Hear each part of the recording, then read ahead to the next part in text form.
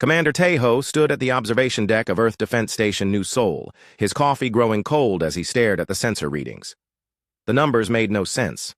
Nothing in space should be that big. "Sir, you need to see this," Jiwoo called from her communication station. Her voice carried a tremor that Tejo had never heard before. In 3 years of working together, Jiwoo had always been steady, even during the asteroid crisis last year. Tejo walked over to her station, his military boots echoing in the quiet command center. The night shift was always peaceful.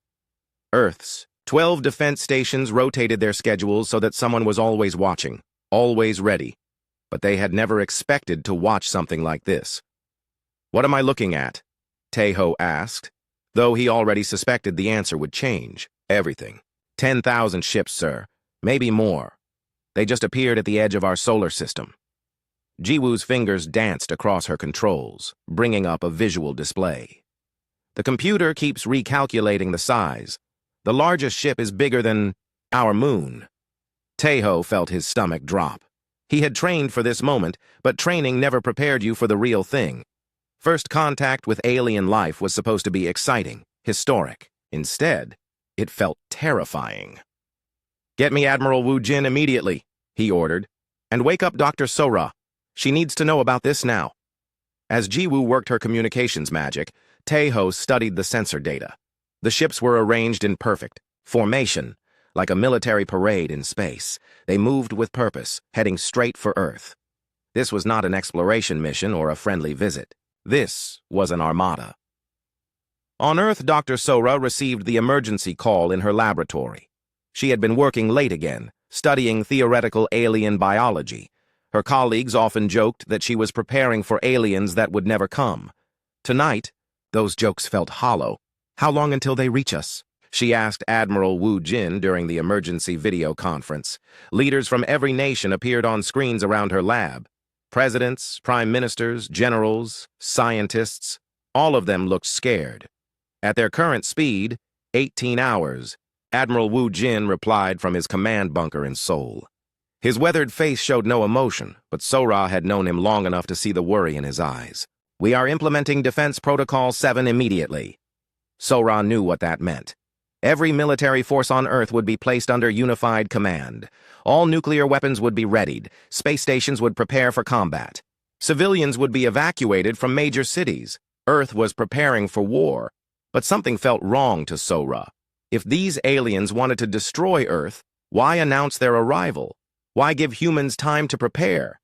Advanced aliens could have attacked, without warning, wiped out humanity before anyone knew they existed. Back on New Seoul Station, Tejo received new orders through encrypted channels. He read them twice, then read them again.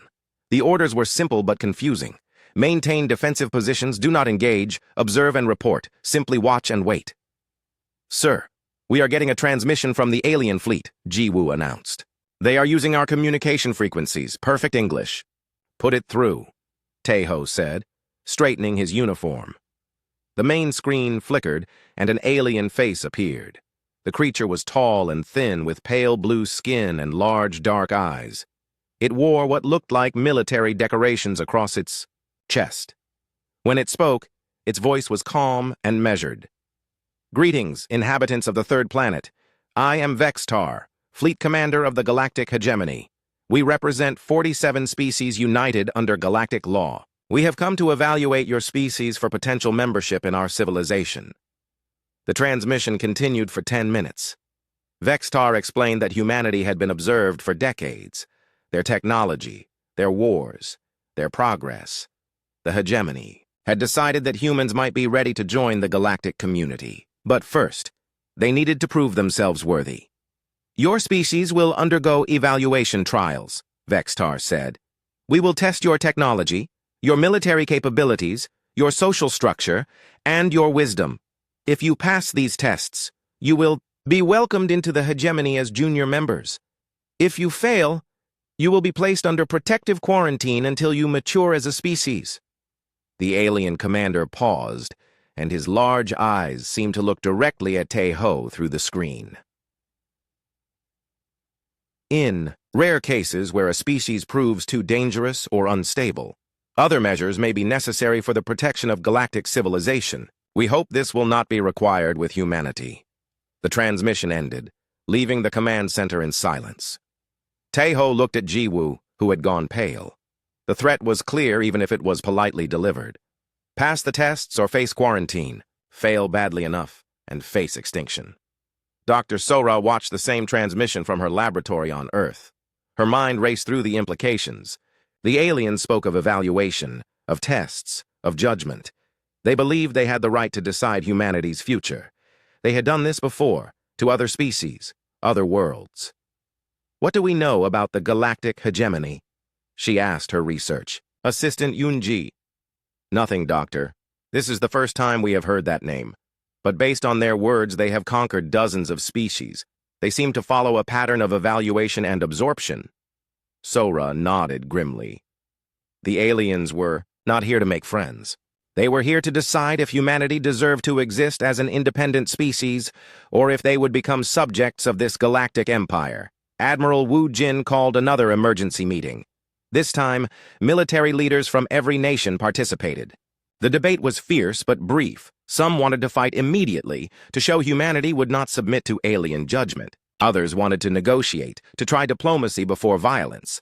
But Wu Jin had already made his decision. The orders went out to every military unit on Earth and in space. Maintain defensive positions, do not engage unless directly attacked, observe everything, and wait for further instructions.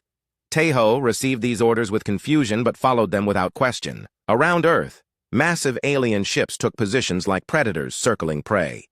Their weapons were clearly visible, energy cannons that could destroy cities with single shots. Their shields glowed with power that made Earth's best technology look like ancient tools. Yet humanity's response puzzled the aliens. Most species either fled in terror or attacked in desperate fury when the hegemony arrived. Humans did neither. They simply watched. On every space station, in every military base, in every government building, humans observed the alien fleet with calm attention. They recorded every detail, analyzed every signal, studied every ship design. They acted like students taking careful notes during an important lecture. Vextar found this behavior disturbing. In his experience, confident species attacked immediately, believing they could win. Weak species begged for mercy or tried to hide, but humans just watched with patient intelligence as if they were learning something important. The evaluation period had begun, but for the first time in galactic history, Vextar wondered who was really being evaluated. The alien demonstrations began at dawn.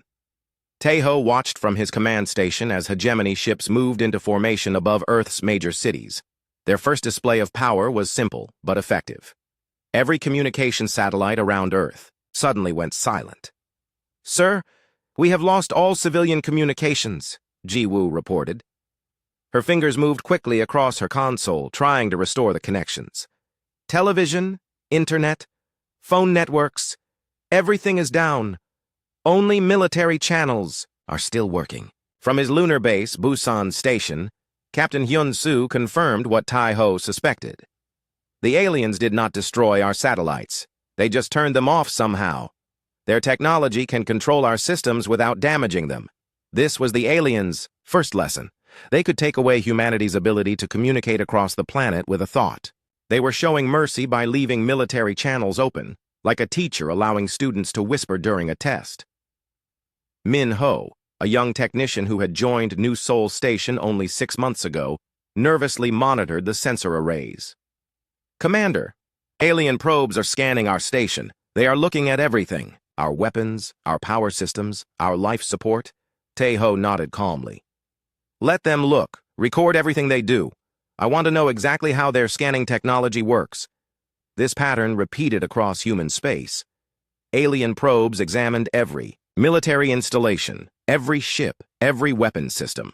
They found exactly what they expected to find: crude fusion rockets that moved slowly through space, basic energy shields that could stop small asteroids, kinetic weapons that threw pieces of metal at high speed, nuclear missiles that were powerful but primitive. To galactic standards, human technology was laughably simple, like discovering a civilization that still used wooden clubs while the rest of the galaxy had laser swords. Dr. Sora worked frantically in her laboratory, analyzing every piece of alien transmission data. Her assistant Yunji helped her decode the mathematical patterns in alien communications. What they discovered made Sora's blood run cold. The hegemony operates on a strict hierarchy, she explained to Admiral Wu Jin during their secure video call. Every species has a rank based on their technology and military power. The stronger you are, the higher your position. The weaker you are, the less freedom you have. What happens to species that fail their evaluation? Wu Jin asked, though he suspected he knew the answer. 3 possibilities, Sora replied, reading from her notes. First option is protective quarantine. They isolate the species on their homeworld and check on them every few centuries. Second option is forced integration.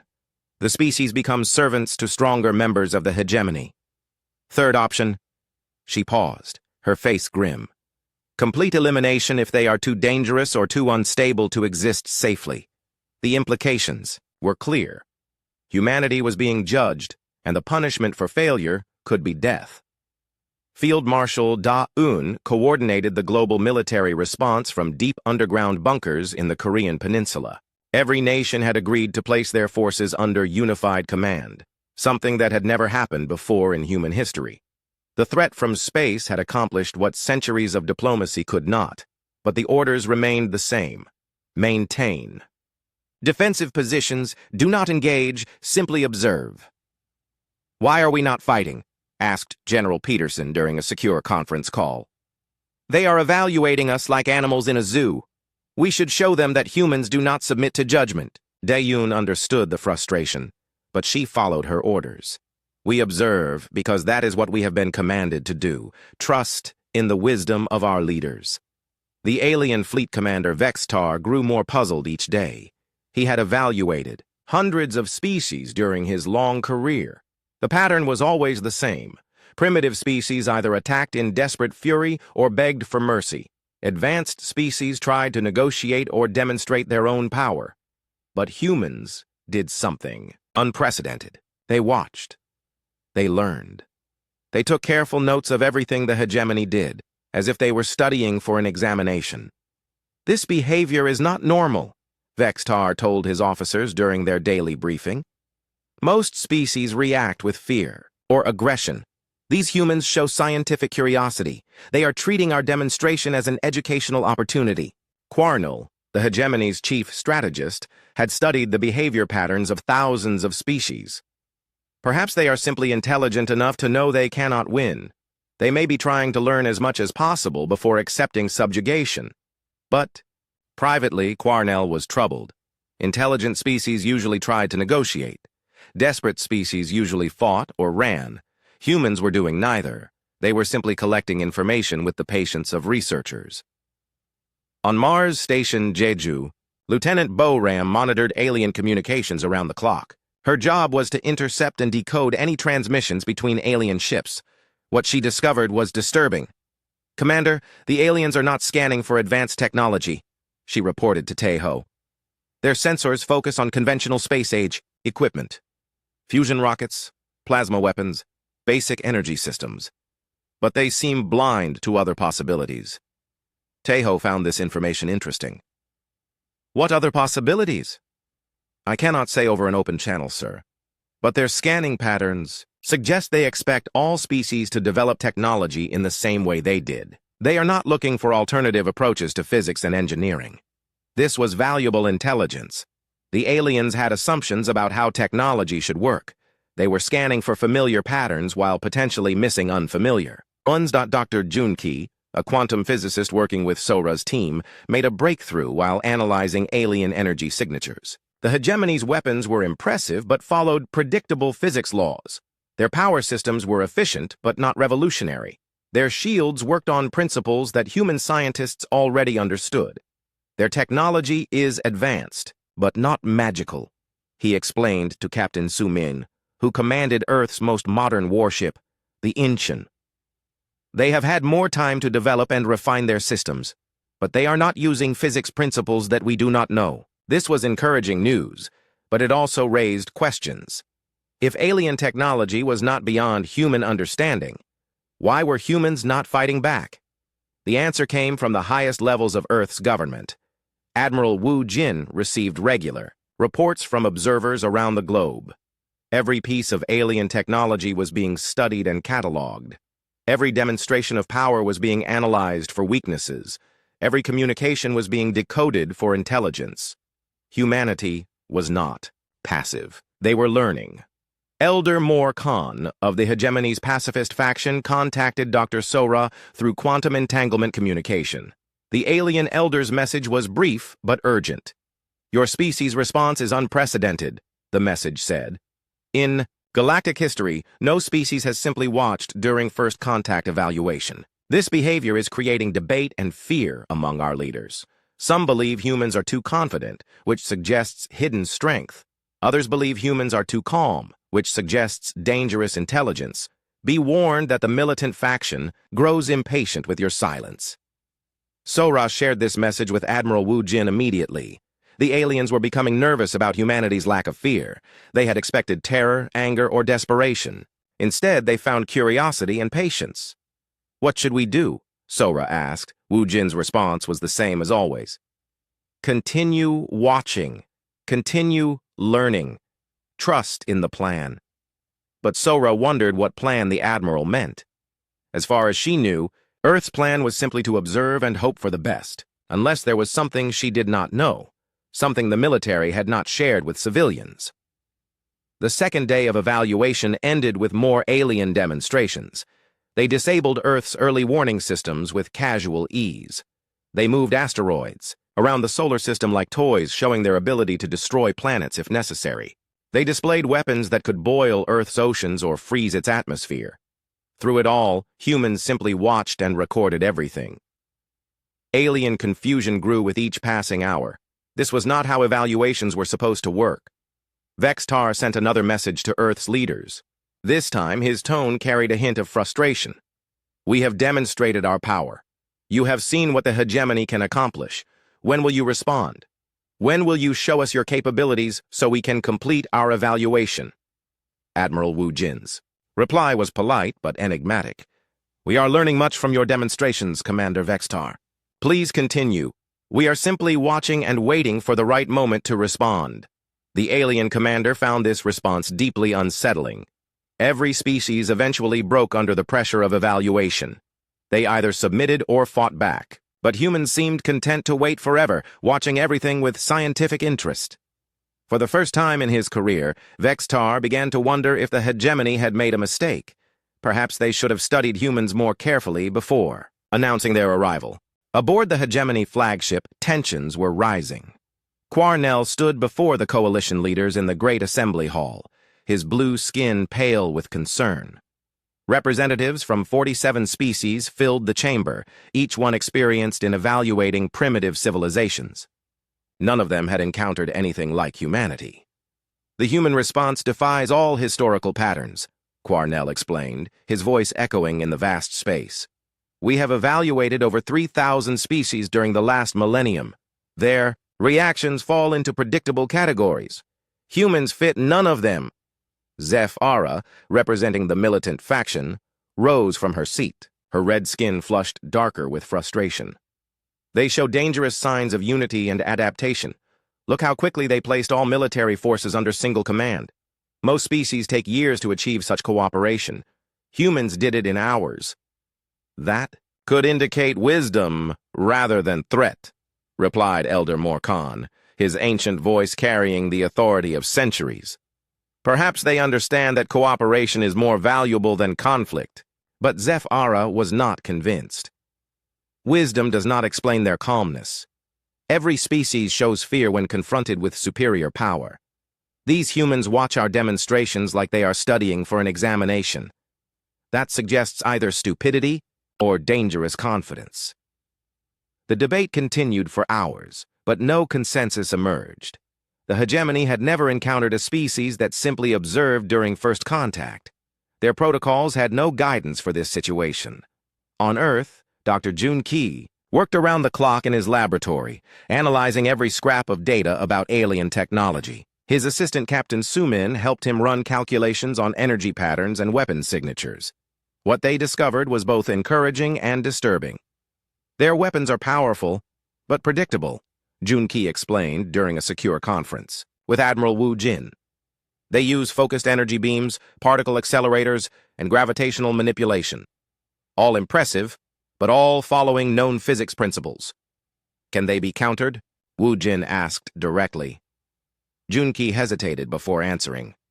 Theoretically, yes, but it would require technology we do not currently possess in our public military systems. Something in the way he emphasized public caught Su Min's attention. She had commanded Earth's most advanced warships for 5 years, but Junki seemed to be hinting at capabilities she knew nothing about. What are you not telling us, Doctor? She asked. Junki looked uncomfortable. I am not authorized to discuss classified projects, but I can say that human scientists have been working on theoretical problems that might prove relevant to our current situation. Lieutenant Bo Ram, monitoring alien communications from Mars Station Jeju, made a disturbing discovery. The aliens were not just evaluating humanity's current capabilities. They were studying human psychology, trying to understand why humans behave so differently from other species. They are confused by our response, she reported to Commander Tejo. Their communications show increasing concern about human unpredictability. They expected fear or aggression. Our calm observation is making them nervous. This was valuable intelligence. The aliens' strength came partly from psychological dominance. They expected their superior technology to create fear and submission. When that did not happen, they became uncertain about how to proceed. Back on the Hegemony flagship, Scout Leader Thyvan delivered a report that increased alien anxiety. His team had been conducting detailed scans of human military installations, looking for hidden capabilities. The energy readings do not match our observations, Thyvan reported to Vextar. We see primitive facilities, but our sensors detect power signatures that should not be possible with their technology level. Vextar studied the data with growing concern. Explain the discrepancy. We cannot, Commander. Either our sensors are malfunctioning, or humans possess capabilities that are not visible to standard observation. Some facilities show energy outputs that exceed what their apparent technology could generate. This news troubled Vextar deeply. In his experience, species either displayed their strength proudly or tried to hide their weakness. But humans seemed to be hiding strength while displaying weakness. This was a strategy he had never encountered before. Dr. Sora received another quantum message from Elder Moore Khan. The alien pacifist's words carried urgent warning. The militant faction demands immediate action. They believe human calmness indicates either hidden weapons or dangerous intelligence. Either possibility makes them want to attack before you can reveal your true capabilities. You must respond soon, or they will interpret your silence as proof of threat. Sora immediately shared this message with Admiral Wu Jin. The implications were clear. Humanity's strategy of patient observation was creating the opposite effect from what they intended. Instead of appearing harmless, they were appearing dangerously. Mysterious. What do we do now? Sora asked during their emergency conference. Wu Jin's response surprised her. We continue exactly as planned. Trust in our preparations. What preparations? Sora demanded. As far as I know, we are simply observing and hoping for the best. Do we have hidden capabilities that I do not know about? The Admiral's expression remained unreadable. Dr. Sora, you are one of our finest scientists and a trusted advisor, but some information must remain classified until the appropriate time. For the first time since the aliens arrived, Sora felt truly afraid. Not of the aliens, but of what her own government might be hiding from her. Major Hijin worked in facilities, so secret that they did not appear on any official government records. Her team consisted of individuals with unusual abilities, talents that most scientists claimed were impossible. Psychic phenomena, telepathic communication, mental influence over electronic systems. The Psi-Core program had been classified above. Top secret for over 20 years. Most government officials did not know it existed. But Admiral Wu Jin knew, and he had been preparing for this moment since the program began. Can you affect their technology? Wu Jin asked during his rare visits to the underground facility. Hae Jin nodded confidently. Their systems are more complex than ours, but they still rely on electronic processes. Our most talented operatives can disrupt their computers, interfere with their communications, even influence their decision-making processes. This was humanity's first hidden advantage.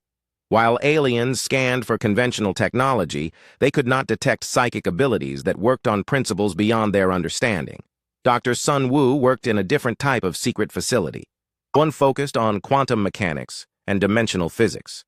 His team had been exploring theoretical concepts that mainstream science considered impossible. But 20 years of government funding had turned theory into practical applications. Quantum. Weaponry is ready for deployment, Sun Wu reported to General In-ho during their weekly briefing. We can manipulate matter at the subatomic level, create weapons that exist in multiple dimensions simultaneously, and develop defenses that phase in and out of normal space-time. General In-ho commanded Earth's deepest black projects, programs, so classified that their existence was known only to a handful of people. He reported directly to Admiral Wu Jin, bypassing all normal military channels. How long until full activation? In-ho asked. We can be ready in 6 hours, Sun Wu replied. The question is whether we should reveal these capabilities to the aliens or continue maintaining the appearance of primitive technology. The answer came from Admiral Wu Jin himself during an emergency meeting of Earth's most secret military council. The participants included less than 20 people, but they controlled humanity's true defensive capabilities. We continue the deception, Wu Jin decided. Let them believe we are primitive. Let them make their decision based on incomplete information. When the time comes, we will show them what humanity has really accomplished. Commander Dong Hyun commanded Earth's stealth fleet, ships that existed in a state of dimensional phase shifting that made them invisible to conventional sensors. His vessels had been watching the alien fleet since their arrival, recording every detail of their technology and tactics. They have no idea we are here, Dong Hyun reported. Our ships are literally in a different phase of reality. We can observe them without being detected, and we can attack from angles they cannot perceive or defend against. This was humanity's greatest secret. While the world believed Earth had a dozen defensive platforms and a few hundred military ships, the truth was far different. Earth's real fleet existed in hidden dimensions, using technology that alien science could not detect or understand. The aliens continued their evaluation, growing more frustrated each day. Humanity's lack of response was unprecedented in galactic history. Every species eventually revealed their true nature under pressure, but humans simply continued watching and learning. Vex Tar made a decision that would change everything. He contacted Admiral Wu Jin directly, demanding a face-to-face meeting. Commander Vex Tar, we are honored by your request, Wu Jin replied politely. We accept your invitation to meet aboard your flagship. You misunderstand, Vex Tar said, his voice carrying new menace. This is not an invitation. This is a demand. You will come aboard our ship immediately, or we will interpret your continued silence as hostile intent. Wu Jin's response chilled the alien commander to his core. Deep beneath the Pacific Ocean, in a facility that did not exist on any map, General In-ho stood before Earth's most closely guarded secrets. The briefing room contained representatives from projects so classified that most world leaders had never heard their names: Project Shadowfall, Dimensional Defense Initiative, Quantum Strike Force, Psi-Corps Operations. Authorization granted, In-ho announced to the assembled specialists. Dr. Young-soo, brief the Admiral on our true capabilities. Admiral Wu Jin sat quietly as Young-soo activated the holographic display. What appeared before them was not the primitive Earth that aliens had observed, but a planet bristling with technology that seemed like magic even to those who had built it. For 30 years, we have been preparing for this moment, Young-soo began. While the world believed we were taking our first steps into space, we were actually solving problems that have defeated galactic civilization for millennia. The hologram showed Earth's real defensive network.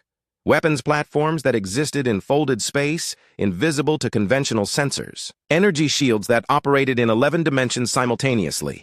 Ships that could phase in and out of reality at will. How is this possible? Dr. Sora asked, her voice filled with wonder and fear. She had been granted clearance to attend this briefing only hours before. We approached science differently, Young-soo explained. While other species developed technology in predictable patterns, we explored alternatives that seemed impossible.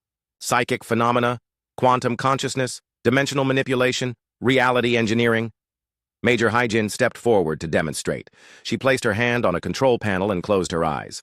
Across the room, alien monitoring equipment began, malfunctioning.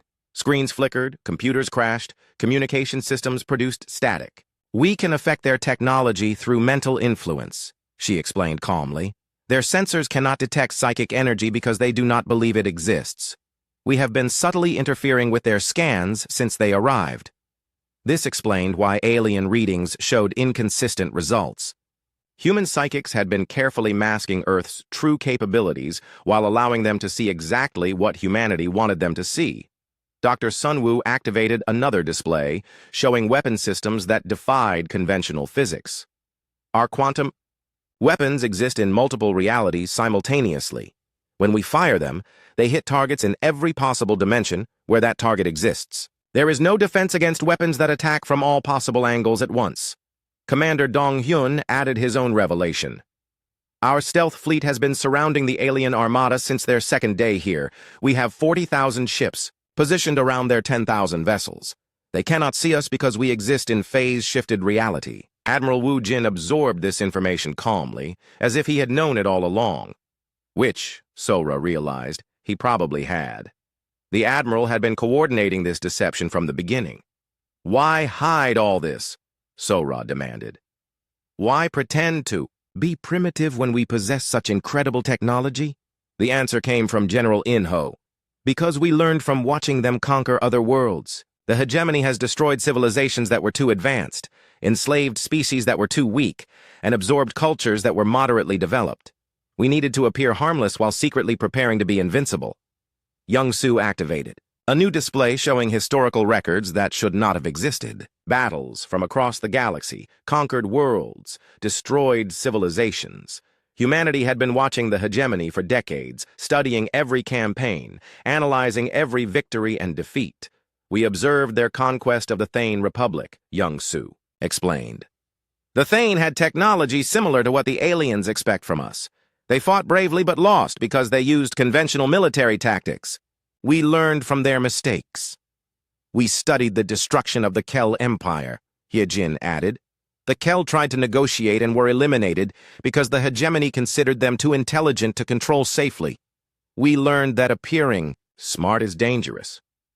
We analyzed the absorption of the Moor Alliance," Sunwoo continued. "They submitted immediately and became slave labor for the hegemony. We learned that appearing weak is equally dangerous." The pattern became clear to Sora. Humanity had spent decades studying every species the hegemony had encountered. They had learned from every victory and every defeat, finding solutions to problems that had destroyed entire civilizations. "So we chose a fourth option, Admiral," Wu Jin said quietly. "We appeared primitive while becoming advanced. We seemed calm while preparing for war. We acted curious while gathering intelligence. We let them evaluate us while we evaluated them." Commander Dong-hyun brought up tactical displays showing the current positions of both fleets. "We know the location, capability, and weakness of every alien ship. We have identified their command structure, their communication protocols, and their psychological pressure points. While they spent days trying to understand us, we completely analyzed them. The scope of humanity's deception was breathtaking. Every confused alien transmission, every puzzled reaction to human behavior, every moment of uncertainty had been carefully orchestrated. Humanity had not been passive. They had been performing the greatest intelligence operation in galactic history. The aliens expected us to react like every other species they had encountered," In-ho explained. "Fear, aggression, negotiation, submission. Instead, we gave them something they had never seen before. Scientific curiosity combined with absolute patience. It made them nervous because they could not predict our behavior." Dr. Hae-won, who had been silent until now, activated the final display. It showed Earth's Quantum Command Center, a facility that existed in 17 dimensions simultaneously. From here, humanity could coordinate operations across multiple realities while remaining invisible to conventional observation. "We can monitor every alien ship, every communication, every decision they make," she explained. "Our quantum sensors can detect their thoughts before they form them into words. We know what they plan to do before they know it themselves." This was the ultimate advantage. While aliens tried to evaluate humanity based on limited observation, humans had complete knowledge of alien capabilities and intentions. It was like playing a card game where you could see everyone else's cards while they remained blind to yours. Admiral Kyung-ho commands our dimensional strike force, Dong Hyun continued. His ships can attack from parallel realities, hit targets that exist in normal space from angles that do not exist in normal physics. The aliens have no defense against weapons they cannot perceive or understand. The briefing revealed layer after layer of human preparation. Every aspect of alien technology had been studied and countered. Every psychological weakness had been identified and exploited. Every tactical doctrine had been analyzed and defeated. But why reveal this now? Sora asked. If our deception was working so well, why expose our capabilities? Admiral Wu Jin's expression grew serious. Because the deception has served its purpose. We have learned everything we need to know about the hegemony. Now it is time for them to learn about us. The plan was elegant in its simplicity. Humanity had appeared weak to avoid immediate destruction, but they had become strong enough to ensure ultimate victory. They had studied their enemies completely, while remaining mysterious themselves. They had prepared for every possible contingency, while maintaining the appearance of helpless confusion. What happens now? Sora asked, though she suspected she knew the answer. Now we go to meet Commander Vextar, Wu Jin replied, and we show him what humanity has really accomplished during our evaluation period. Captain Jae-hoon prepared the shuttle that would carry Earth's representatives to the alien flagship. His ship looked primitive from the outside, like every other human vessel the aliens had observed. But its hull contained dimensional folding drives that could cross the solar system in minutes, shields that existed in multiple realities, and weapons that could destroy a moon. Are we ready? Admiral Wu Jin asked as he boarded the shuttle with Dr. Sora and General In-ho. We have been ready for 30 years, In-ho replied. The question is whether they are ready for us. As the shuttle departed for the alien flagship, Jae-hoon engaged the dimensional drive. To alien sensors, the human ship appeared to be using conventional rockets. In reality, it was traveling through folded space-time, arriving at its destination before the aliens could detect it had moved. Sir, we are being scanned by multiple alien vessels, Jae-hoon reported. Their sensors show exactly what we want, them to see. A primitive shuttle with basic life support and simple communication systems. They had no idea they were looking at one of the most advanced vehicles ever. The shuttle docked with the hegemony flagship without incident. Captain Jae-hoon maintained the illusion of primitive technology while secretly recording every detail of alien ship design. His dimensional scanners mapped the entire vessel in minutes, identifying weak points that conventional sensors would never find. Admiral Wu Jin, Dr. Sora, and General In-ho walked through the alien corridors, surrounded by an escort of hegemony guards. The aliens towered over the humans, their advanced weapons gleaming with deadly energy. To any observer, it looked like three primitive beings surrendering to superior forces. The great assembly hall of the flagship was enormous, designed to intimidate visitors with its size and grandeur. Representatives from 47 species filled the chamber, each one a conqueror of worlds. At the center sat Vextar, his pale blue skin reflecting the harsh lights of the hall. "Welcome, humans," Vextar said, his voice echoing in the vast space. "You have puzzled us with your behavior. Most species show fear or anger when confronted with our power. You have shown only curiosity. Today you will explain this unusual response." Admiral Wu Jin stepped forward calmly. "Commander Vextar, we thank you for this opportunity to meet. We have learned much from observing your fleet over the past few days." Elder Morkan leaned forward from his position among the pacifist faction. "What have you learned, Admiral?" "We have learned that the hegemony follows predictable patterns," Wu Jin replied. "You evaluate species based on technology levels that you recognize. You make decisions based on responses that you have seen before.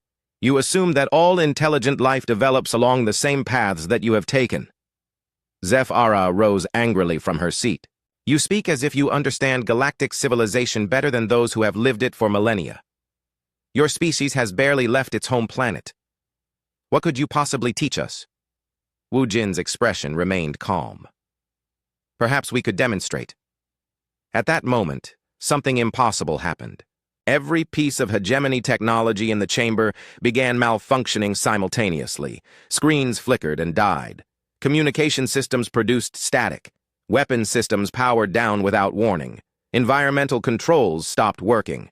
The aliens panicked as their advanced technology failed around them. Emergency lighting activated, bathing the hall in red shadows. Backup systems struggled to come online but immediately crashed again. "What are you doing?" Vextar demanded, his voice filled with fear for the first time in centuries. "We are showing you what we learned," Dr. Sora replied quietly. From her position on Earth, Major Hyojin was demonstrating the power of human psychic abilities. Every alien device in the flagship was being systematically disabled by mental influence that operated on principles the hegemony had never imagined.